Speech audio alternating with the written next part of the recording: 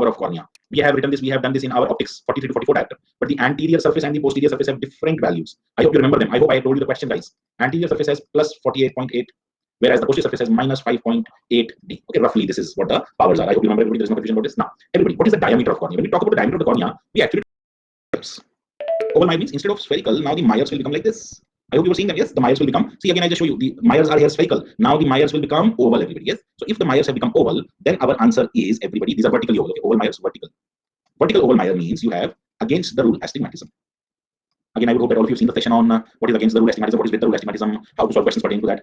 If there are oval Meyers, but the ovals are horizontal, okay, so that means now the Meyers will be something like this, horizontally oval Meyers. Okay, this will say with the rule astigmatism. So if somebody asks you what are the uses of keratometry, so keratometry obviously can be used to find out the corneal curvature, but keratometry indirectly can also be used to find out whether you have which type of astigmatism, against the rule astigmatism or with the rule astigmatism. Okay, now another abnormality on keratometry that you can find out is, if you see pulsating Meyers, pulsating Meyers indicates curvature, but keratometry indirectly can also be used to find out whether you have which type of astigmatism, against the rule astigmatism or with the rule astigmatism. Okay, now another abnormality on keratometry that you can find out is, if you see pulsating Meyers, pulsating Meyer indicates a pathology which is keratoconus. Keratoconus, I teach you sometime later on, cone-shaped cornea. Pulsating, I hope you understand, pulse. Okay, so they will not be steady at one place. If you see everybody pulsating Meyers, then it is keratoconus. Then everybody, now I just post a question for all of you on the screen. Let's try to see whether you can solve it, guys. Okay, so the MCQ or the image-based question, whatever you want to say, is what is the best, correct positioning of the Meyers? I've already shown you the actual photograph of how it looks. So this should be a very easy answer for all of you guys. Okay, so this is option A, this is option B, and this is option C. I'm starting a poll. If you can, what do you say, reply to me. If my chat box and my polls, everything are active, then I hope you do reply to it. But it seems again that the poll is also not functioning, guys. So there's no communication between us. So I am in a little bit of a lurch here of how to proceed, or not to proceed rather. Okay. Again, I will just try to ping the technical team again. Let's see.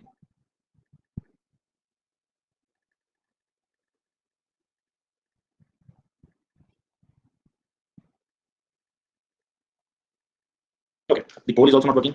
The poll feature is also not working.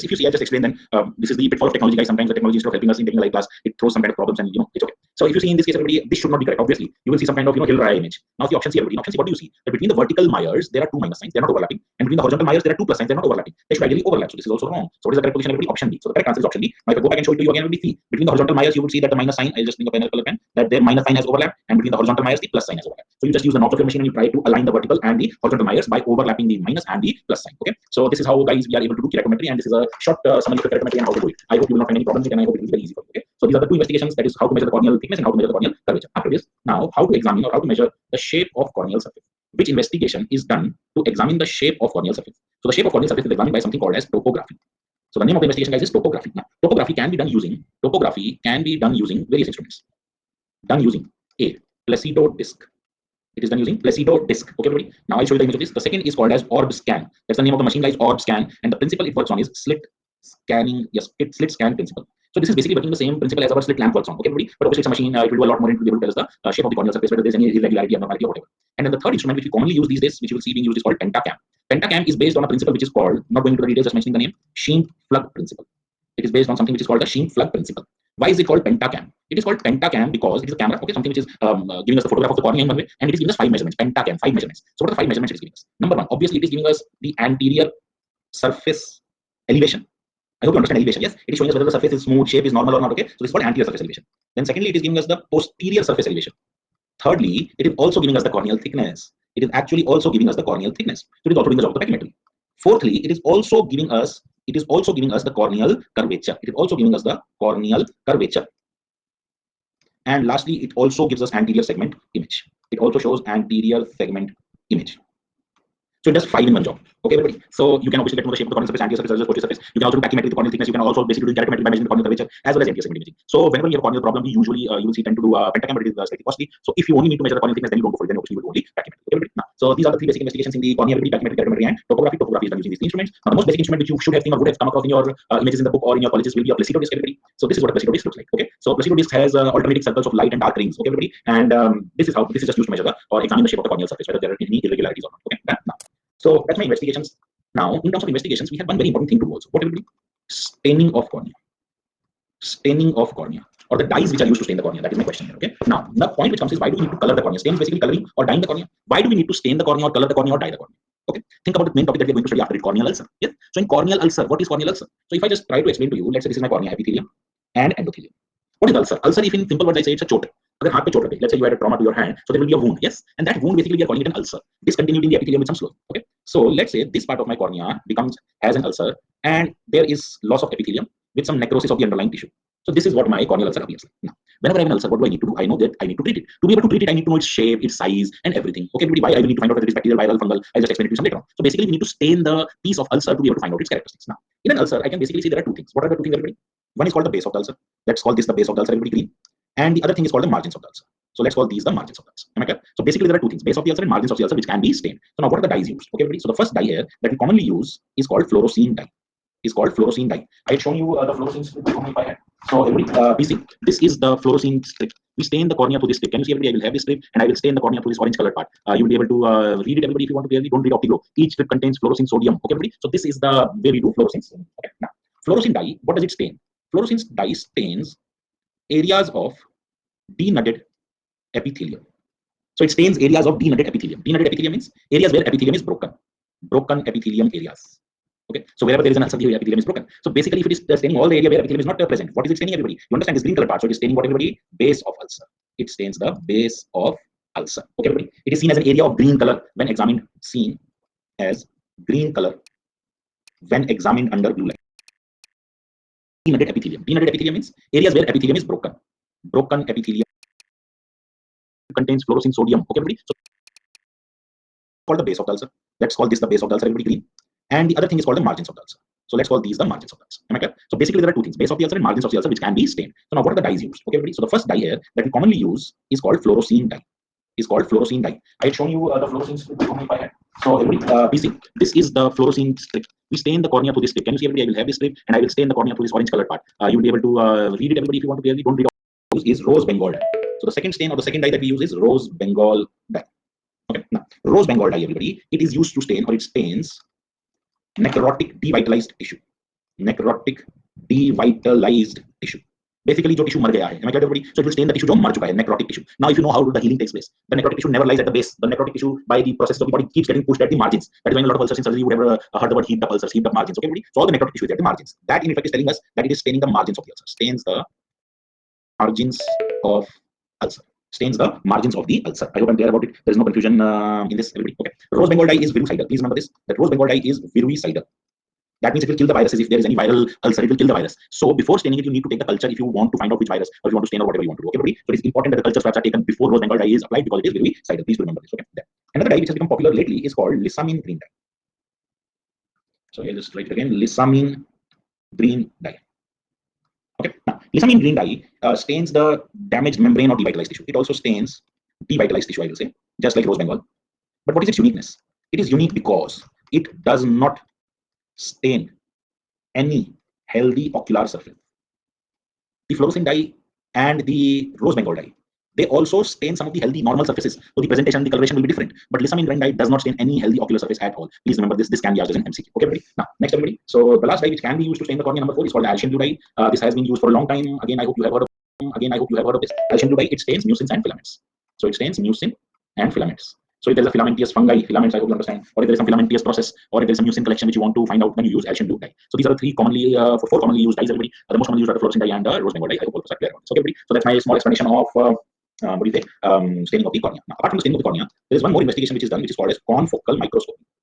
Confocal microscopy is basically imaging of layers of cornea. I'm not saying biopsy, guys. Imaging of layers of cornea in vivo. In vivo means live cornea. Yes or no? I'm not doing biopsy, I'm not making it live cornea. So imaging of the layers of the cornea in vivo, live cornea, works at 300 times the magnification. Okay, so it has 300x magnification, and with that you'll be able to see the layers of the cornea, and if some pathology is affecting some specific layer of the cornea or not. Okay, so this is confocal microscopy. Very rarely used, but yes, it is used. It is done, and it is diagnosing a lot of diseases or pathologies. Now, after being able to do this, everybody. So now I will move on to my topic, that is corneal ulcer, or what we can call as keratitis. Okay, so I will loosely call it keratitis, or for the sake of your understanding, I will call it corneal ulcer. Now, my first question to everybody is, what is corneal ulcer? So usually when I ask corneal ulcer, when the chat box is active, and if you were able to reply, a lot of you would have said corneal ulcer is discontinuity of the corneal epithelium. Okay, that is the general answer that I hear from students. So I write one word: abrasion, and I ask you, what is abrasion? What is abrasion? Forensic medicine, everybody. What is abrasion? Abrasion is break in epithelium. Yes or no? So what you are telling me, discontinuity in the epithelium of the cornea is called ulcer. It is basically nothing but corneal abrasion. Yes. So corneal abrasion is discontinuity in surface or epithelium. So what is corneal ulcer? Discontinuity in corneal epithelium. Then we write the word keratitis. Now, if I simply ask you what is keratitis, itis means inflammation, kera means cornea. So what is keratitis? Corneal inflammation. Yes. So still the question remains, what is corneal ulcer? So now if I basically combine both these words, aberration and keratitis, I get corneal ulcer. But due to some discontinuity in corneal epithelium, the microorganisms are able to enter the cornea and thus cause inflammation of the underlying layers and thus necrosis and slowing. Okay, everybody? So discontinuity associated with, I'll just write it for you. Discontinuity, what I tried to tell you here, everybody. Yes. So there is discontinuity, but along with that, there is slowing or necrosis of the underlying tissue also. It is not merely discontinuity of the epithelium. Please remember, it is not merely discontinuity of the epithelium. Okay, everybody? So first of all, let's get our facts right as to what is corneal ulcer. Done, everybody? Now that we know corneal ulcer can able to do any pathogen. It can be bacteria, it can be fungus, virus. So I'll be discussing each one by one. So I will be starting with everybody. Bacterial corneal ulcer. Okay, obviously corneal, I saying it just forgot to write it. Bacterial corneal ulcer. Now, as my bacterial corneal ulcer is asked, the first question which comes into your mind is what is the most common cause? But what is the most common cause in India? I would say. So in India, everybody, the most common cause is streptococcus, not staphylococcus. Streptococcus pneumoniae. Streptococcus pneumoniae, or I can simply write as pneumococcus.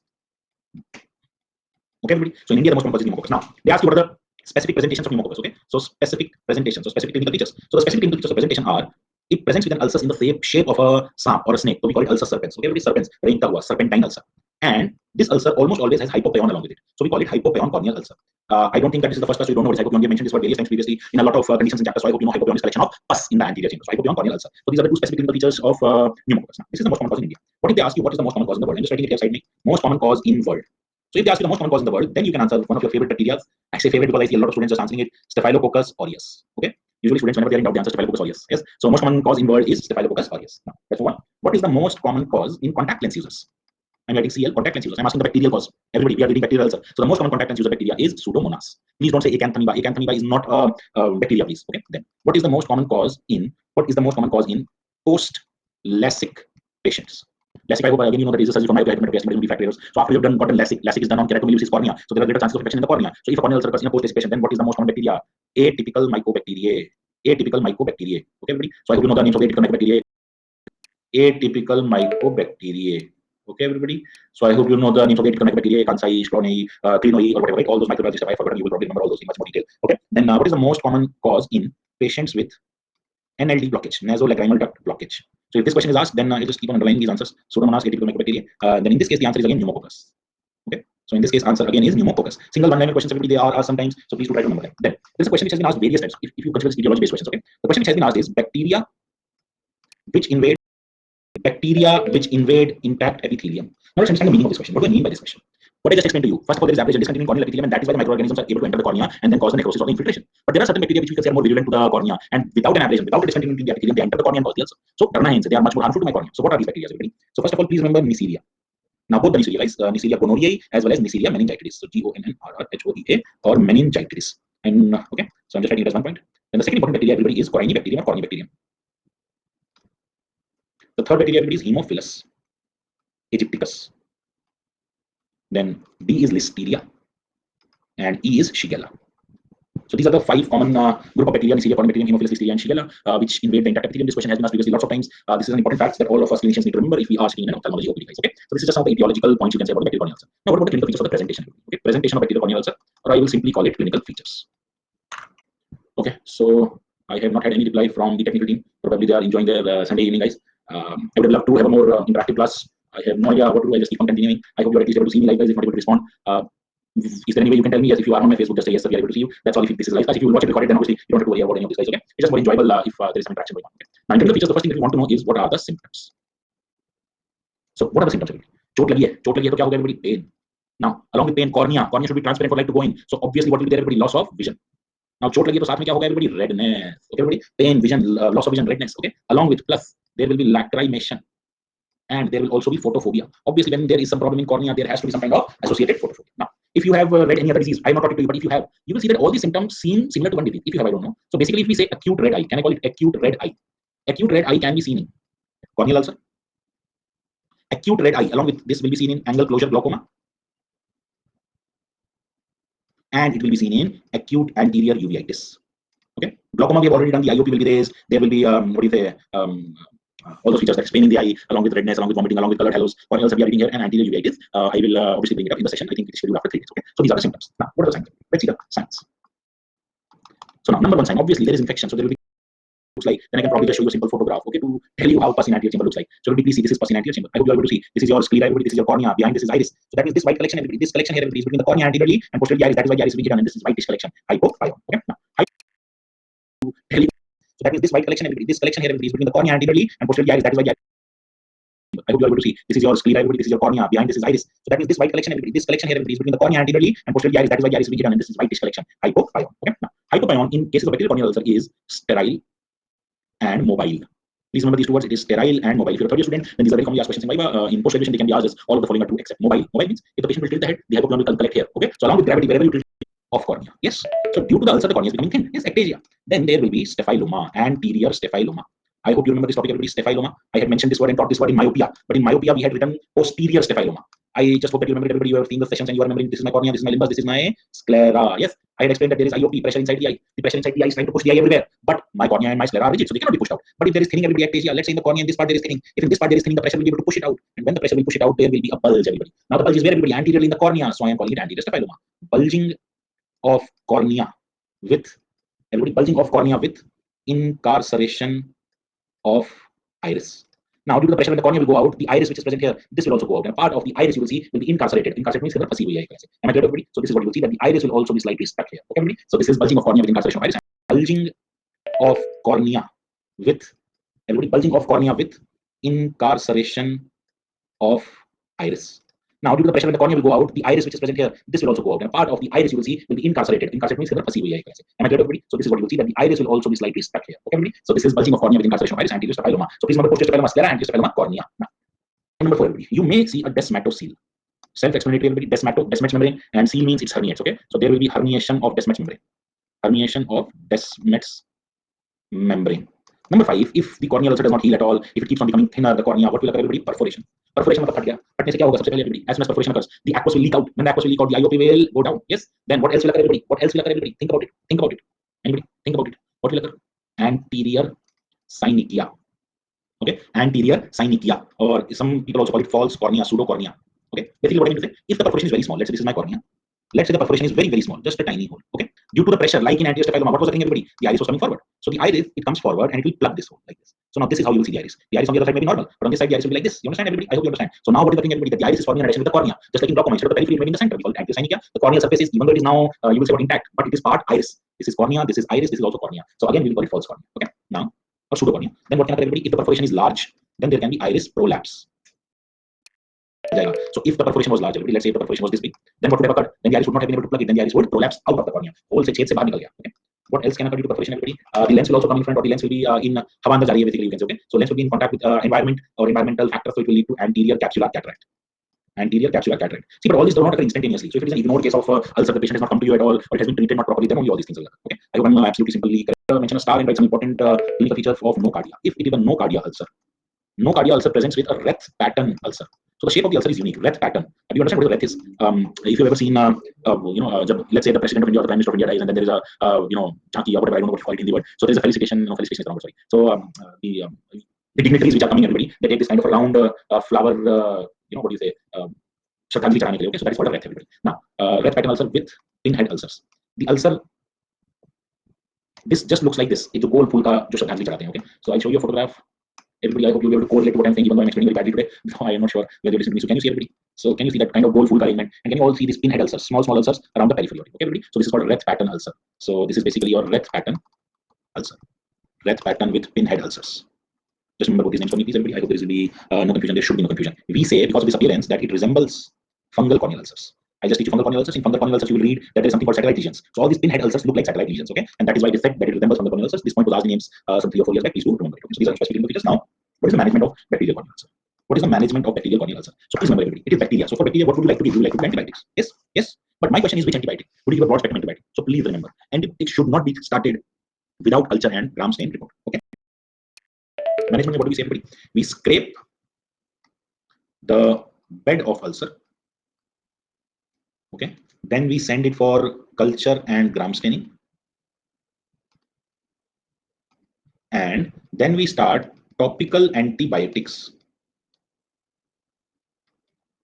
Topical antibiotics according to stain and culture report.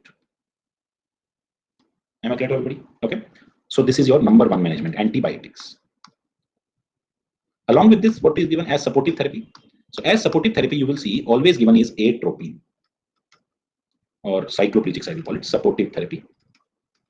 Thirdly, please remember what is contraindicated? Steroids, as they cause corneal thinning. My cornea is already thinned out due to the ulcer. I don't want it to thin further. Okay, so contraindicated as steroids as they cause corneal thinning. Right, guys? And that's all about bacterial corneal ulcer from my side. I hope you've been able to understand it. There should be no confusion. This is where I'll be ending this session on. I am absolutely unsure of what is happening. I don't know. The technical team has not replied, guys. Again, I don't hold them. Probably there is some communication gap. So I'll end the session so that it is more fruitful for you. Tomorrow we have a session, everybody, from 12:30 p.m. I will just make that session a bit